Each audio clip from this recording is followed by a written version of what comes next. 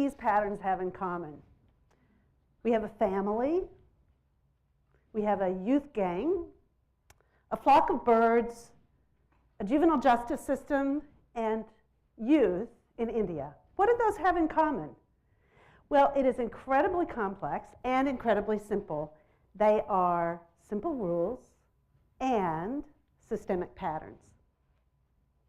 So in all of these cases, what we have are individuals following simple rules in local conditions, and over a group of agents, over time, over space, we have emergent patterns that come out from the whole that are greater than the sum of the parts. Rules, conditions, patterns. Now this flock of birds, I love the description that Updike gives. It's a scarf of birds. Comes because each of the birds knows the rules, knows its local place, and does exactly what it's supposed to do. Now, scholars disagree about whether or not human beings follow simple rules, because we have free will, you know. But we believe that it's helpful to think of human beings having simple rules, so that if we think about this flock of birds, the rules that a computer simulation model would use to represent these birds, the first rule is fly toward the center, match the speed of your neighbor, and don't bump into anybody. Now, these are also the rules they use to simulate traffic on a highway, by the way. But if you all stood up right now and followed these rules, you would flock like birds. And in that orderly, disorderly path, you'd end up getting somewhere together. Now, what if we think about peace as such a pattern? Individuals following simple rules under local conditions. What would that tell us about conflict? And what if we thought about conflict as a pattern that emerges, individuals following simple rules under local conditions? What would that tell us about peace? Well, I think that it would help us know why our interventions work so often, and when they work, why they don't work. So what I'd like to do is just to share some examples of simple rules with you. First one is about a gang, a street gang. Now, we were invited to do a research project with the juvenile justice system in Tennessee, and the question was, why do these young men join these communities of violence and crime? And so we looked for simple rules, and these were the ones we found. Control or be controlled. Protect your brothers. Defend your territory. Sound like interesting rules?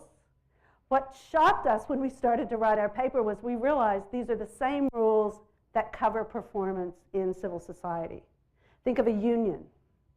Think of a corporation.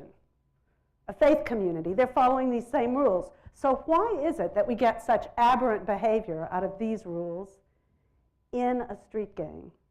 Well, what we realized that it is what complexity folks call initial conditions. And anthropologists call it culture. Some systems groups call it context. It's about the conditions that exist in which the rules play themselves out. Same set of rules, different set of conditions, different set of emerging patterns.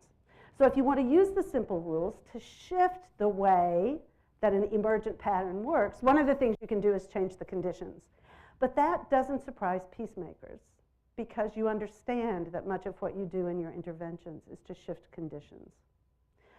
The surprise that it does give is that you can think about the same intervention into the different set of rules is going to give you a different outcome.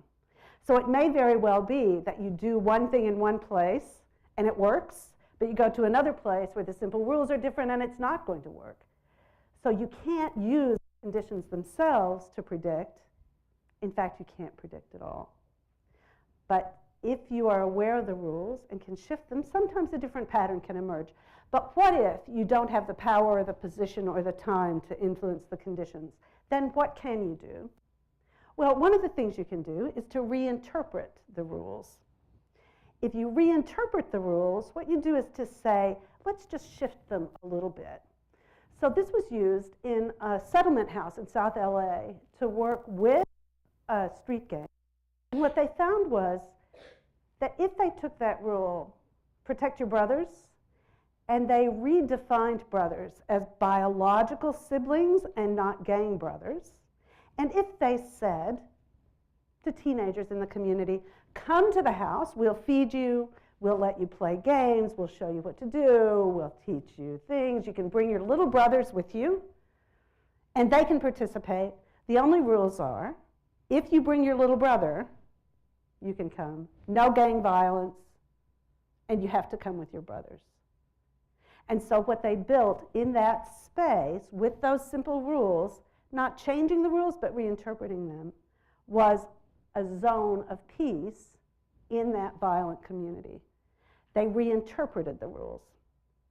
Now sometimes you can also change the rules explicitly. There's a particular example in Delhi. There was a youth development group that wanted to help young people move into leadership in their communities.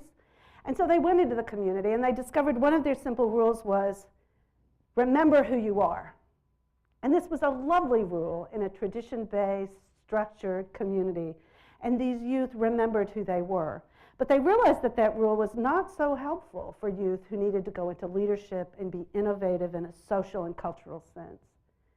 And so they shifted the rule very slightly and said, discover who you are. Not remember who you are, discover who you are. And they helped those youth think about discovering who they were. And the shifts were remarkable in the work that they came to. Because one of the things they discovered was that the traditions were important to them. And so being a part of their families and remembering who they were was an important part of who they were. But when they discovered who they were, they could also work in empathy and creativity in a community to make a change. So you can change the rule, you can change the condition, you can change the interpretation of the rule. And there's yet a third thing that you can do, and that is to build a dialogue using the simple rules. So you can go about the process of entering into dialogue with the ideas in the context. So this is what they did in Delhi. They didn't make up the rules and then just deliver them to someone. They brought the youth together to discuss what are the rules that drive their decisions, what are the patterns that they see, and what are the behaviors that mediate. So this is the important thing about the simple rules. They give you a link between individual behaviors and systemic patterns, or a link between a systemic pattern and an individual behavior. And if people can discuss those in a sensitive and shared perspective, they can come to own those rules together. So there's one more project that we're working on currently, and it is with corruption in courts in a sub-Saharan nation. Now, nobody disagrees that corruption is a pattern, right? The question is, what do you do about it? No one knows what to do about massive corruption. So what our job, we've been given, is to see if we can figure out what are the rules, the simple rules, that drive corruption in the courts so that we can begin to see what might happen. So after 200 interviews, these are the rules that we've seen. Fend for your own, no matter what. Acquiesce to power.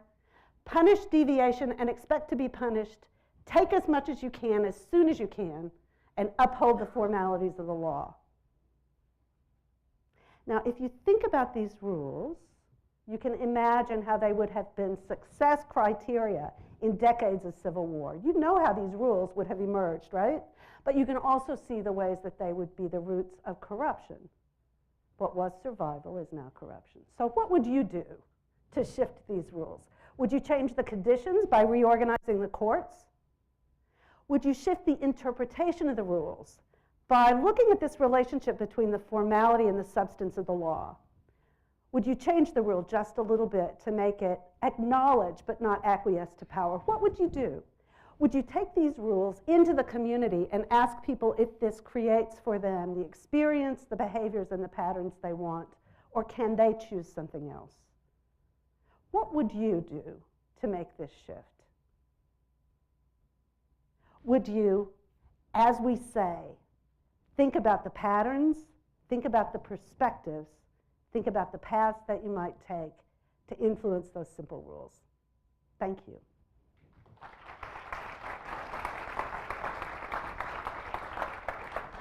Thanks, Peter.